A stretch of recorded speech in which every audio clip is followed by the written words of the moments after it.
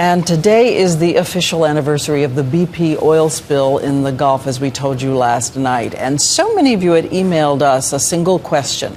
What has happened to the wildlife in the past year? So Matt Gutman spent the day in New Orleans, touring the hardest hit areas and looking for answers. A year later, you'd hope those blackened marshes would be green again. We motored back out to Barataria Bay, to these marshes, the incubators of most of Louisiana's fabled wildlife.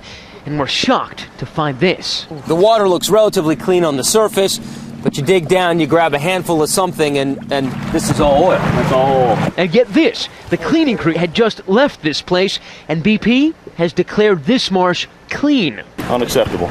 And we learned last year how toxic this oil can be. It goes into shock, and after a few days, it dies.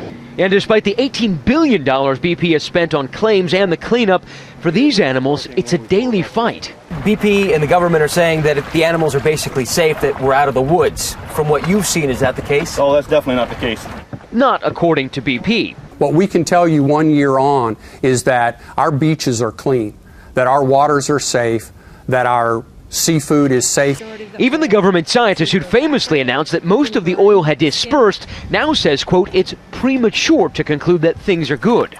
On the surface, the marsh looks pretty healthy, but walk to the shoreline and pretty soon you'll find tar mats like this one. Now, we're here because it's accessible, but officials tell us there are over 300 miles of shoreline badly oiled, just like this. Yes, there's birds that are undoubtedly still dying from this oil.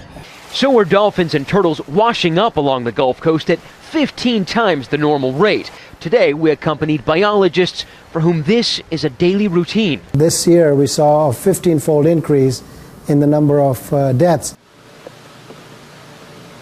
Diana, we took out this Kemp's Ridley turtle here at the Audubon Nature Institute to show you two things. One, the turtles like this can be rehabilitated. This one could go back into the wild as early as tomorrow. But the other thing is, it took 10 months to get this animal back into shape.